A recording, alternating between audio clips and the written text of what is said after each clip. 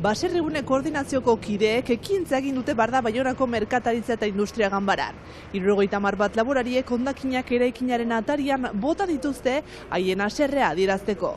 Mercosur akordioa lortua izan eta haien desadostasuna adierazi nahi izan dute.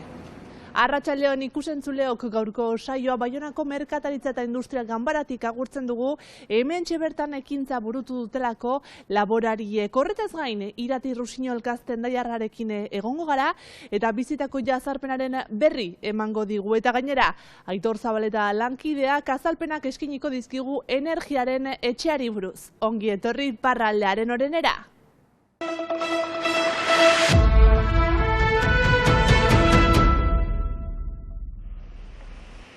Laborarien protesta Baionan, asteazken eta ortzegun arteko gauean, molde hortan apaindu dute merkataritza ganberaren egoitzaren sartze nagusia.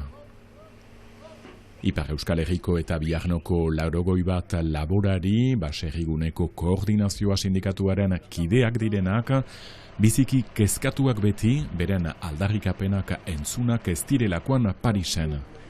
Ekintza honekin, hautetxien jokamoldean kritikatu nahi izan dute, ez dute bat ere begionez ikusten Asamblea Nazionalaren disoluzioa lehenik, eta gero berriki onartu den zentsura mozioa horiekin dena gero eta zailagoa baita haientzat. Ça fait un an qu'on est que les dossiers agricoles sont sur l'administration. Qu'est-ce qu'ils font l'administration? Ils ne suivent pas les dossiers agricoles. On va recommencer à zéro encore avec un autre ministère, avec un autre ministre de l'Agriculture. Urtea zain daudela, bea egoki beti, izan ere gobernurik gabe Frantzian, ez dute erantzunik, eta serre beraz, biziki, gauean Colette Capdevielle, Baiona aldeko ezkerreko diputatuarekin hitz egin ahal izan dute, hautetsi sozialista ekintza honetara joan baita momentu batean. Koordinazio Rural sindikatua, mota hortako gero eta ekintza gehiago egiten ari da Ipar Euskal Herrian ere, laborantza ganberako barne hauteskundeak heldu den urte hastapenean egitekoak dira.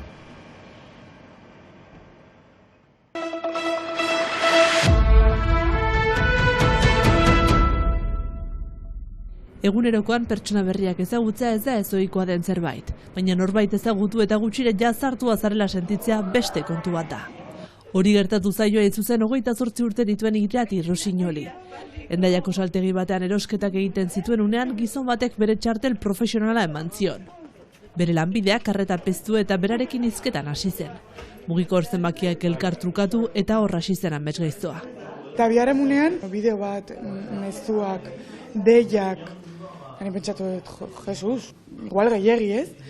Eta orduan, nik eguna bukatzean, arratsaldeko 7 deitzen dut. Eta esaten diot, berak galdetzen dit segituan. Eta ze, ikusteko agera gaur gauean, eta nik esan diot, aizu. Ni nekatuta nago, egongo naiz lasai, nire etxean, eta oratuko naiz goiz. Eta haserretu zen segituan. Segitzen zuen agresibo eta insistitzen. Eta nik esan nion, betxu, segitzen badizu, azkenean blokeatu ingo zaitut. Eta segitu zuen, orduan nik kolgatu nuen. Enun segituan blokeatu. Deitu nindun berriro, hori WhatsAppetikan. Deitu nindun berriro, linea normaletikan, blokeatu nuen. Deitu nindun 3 aldiz, en numero privado. 3. erantzun nuen eta esan nuen, behitu, segitzen badezu, denuntziatuko izut poliziari. Insultatu nindun. Orduan, esan nion, pues jazta, onaraino, denuntziatu ingo zaitut. 17 deitu eta azkenean Donibane Lohitzuneko komisaldekian salaketa aurkeztea erabaki du. Sentizutakoa plazaratzeko nahian, Facebook sare sozialean bizitakoaren berri eman du gazteak. Mentuan, ez dakit, sentitu nuen bernula dena ondo adierazita, kontatu nuen historia, gertatu zen historia, jarri nun baitare bere izena, nun bizi zen, bere argazkiak, eta gure arteko konbertsazioa eta hori guztian argazkiak. Argitalpen horrekin zer bilatzen zuen gazteak? Sustengoa, hasteko lehenengo. Eta gero baitare jendeak jakitea eta nirekin bukatzea asunto hau. Ze horrela komunikatzen den pertsona batek horrela egiten du normalean denekin. Eta pentsatuet bazegola beste kasuren bat edo. Ahatik, espero etzun erantzuna jaso du gizon beraren gandik jazartuak sentitu direnen beste 30 emakumeren testigantza jaso dituelako. Pentsatzen nuen egongo zirela, baina 30, 3 egunetan, 3 egun bakarrikan egonda publikazioa bertan. Ostras. Egoera antzekoa bizi duen horri mezu bat bidalira izan dio. Bakoitzak egiten du sentitzen duna, ez? Baina nik esango nuke salatu behar dela. Osea, nahi badugu zer lortu salatu behar da. Eta badakitzaia dela, jendeak zer esango duen, eta azkenean askotan epaituak sentitzen gara baita ere horrelako kasutan. Eta igual du, batzuk epaituko gaituzte, baina beste batzuk sustengatuko gaituzte, eta hori da garrantzitsua. Nik uste dut horretan zentratu behar dela. Salaketa jarri eta poliziaren deiaren zain dabil Irati Rusiñol, aferak zer segida izan lezakeen jakiteko.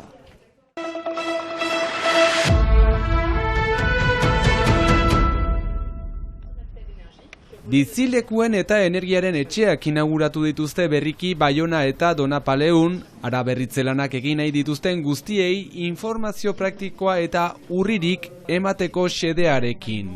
Qui concerne le financement. Finantziamenduari buruz aspektu teknikoei dagokionez eta Ipar Euskal Herrian eskuragarri dauden dispositiboen inguruan. Ekimen honen bitartez, efizientzia energetikoa lortu nahi dute sustatzaileek. Izan ere, azpimarratu dutenez, Ipar Euskal Herrian etxe bizitzek berotegi efektuko gasen 15% isurtzen dituzte, eta kupuru hori 20% igoko da 2030ean. C'est très bien pour le climat. Beraz, ekimen ona da klimarentzat, baina baita biztanleentzat ere. Etxea ongi isolatua izatea udan eta neguan gauza ona bai da, batez ere udan, geroz eta beroagoak baitira. Et notamment, je pense beaucoup à l'été. Interesa dutenek e-mail edo telefonoz harremanetan jartzeko aukera dute, eta Baiona eta Donapaleun bezala 2025ko urtarrietik aintzina tokiko permanentziak izango dira Maule, Atarratze, Donibane Garazi eta Bardozen.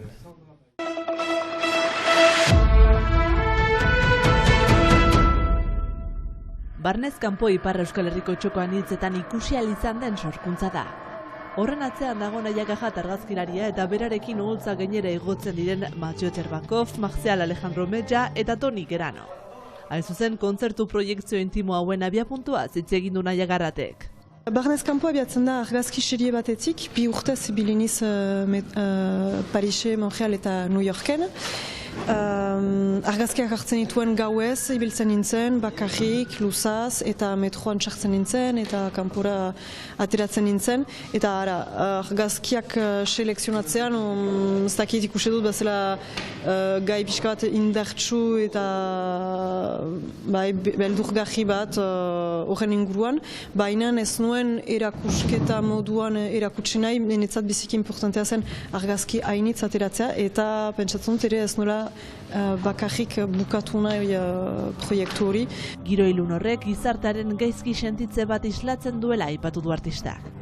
Luzaz irian biliniz eta hiri jaldoietan energia batek erakartzen induen eta beh momentuan eszena biziki bortitzak, ez dakit giro pixu batean murgiltzen algira hiri horietan eta garai untan gentrifikazioak hainitz unkitzen induen bordalen bizi nintzelako eta gero segitzen dut ikusten Baionan eta da jara nola hiriak gerozta loditu pertsona aktibo batzuekin, lanean eta populakuntza pobrea edota gazte, zaharrak, kanporatuak eta nola pixkanaka egunerokoan ejobotak bezala ibiltzen gira eta ez dakit poesiarik gabe.